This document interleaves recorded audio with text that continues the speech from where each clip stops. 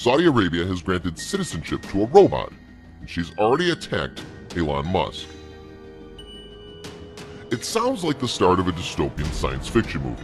A robot is given citizenship only to attack one of the world's leading critics of robotics.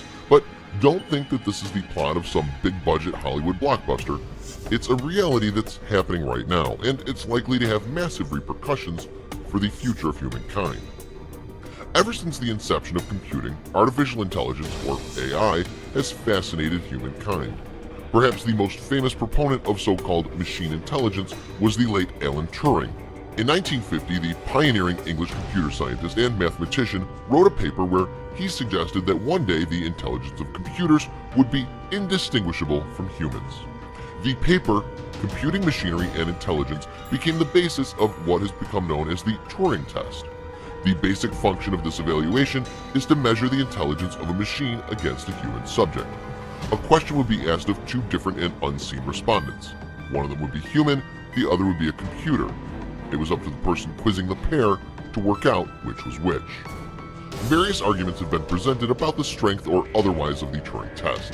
Since it was first proposed, a number of variations of the assessment have been created. The concept has caught on in popular culture too, with recent films such as Eric Garland's 2014 Ex Machina, which featured computerized replicants in human form, using Turing's methodology as central parts of their narrative. However, the idea of humanoid robots is by no means a fresh development. In fact, as early as 250 BC, Chinese texts were envisioning mechanized men. Renaissance man Leonardo da Vinci created a design for a robotic knight in the 15th century. But it wasn't until the technological advances made in the 20th century that robotics began to be recognizable as the branch of science that we understand today. The phenomenon was also observed in culture. The word robot was first used in a play by the Czech author Karel Čapek. He produced RUR in 1920. The acronym stands for Rosmirov University in Robot, or Rossum's Universal Robots in English. Robot itself is derived from the Czech term robot, which means forced labor. Some 20 years on from Čapek's groundbreaking work, it would be another artist who would create one of the best-known concepts surrounding the mechanical humans, the 3 laws of robotics. The famous 3 laws were introduced by the American novelist Isaac Asimov in his short story Runaround, published in 1942. The 3 laws ran as follows. A robot may not injure a human being or, through inaction, allow a human being to come to harm. A robot must obey the orders given to it by human beings, except where such orders would conflict with the first law.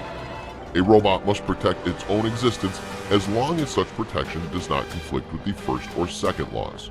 The short story also saw the first use of the word robotics, but as the 20th century progressed, great strides were being made by robots in the real world. In 1972, the first human-like robot was unveiled. It was called Wabot 1 and was created by scientists at Waseda University in Tokyo, Japan. Wabot 1 was capable of walking, talking in Japanese, and carrying objects with its hands. It's considered by many observers to be the first android. In 1984, the university revealed Wabot 2. This second version could read music, converse, as well as play songs on an organ. The next 20 years saw an explosion in the number of robots being built.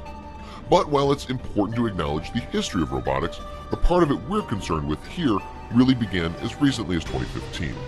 This was when Hanson Robotics of Hong Kong first presented an android which would prove an AI breakthrough. The company called it Sophia, and within just 2 years, she would become perhaps the most important robot in history. Sophia's facial features were based on those of the legendary Hollywood actress Audrey Hepburn. As well as having a human face of her own, she's capable of recognizing the facial features of others. Sophia can also process data visually and has her own artificial brain.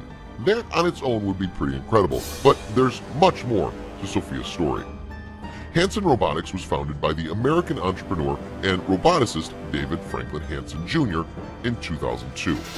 The company's built a number of robots over the years which are noted for their hyper-real, human-like features.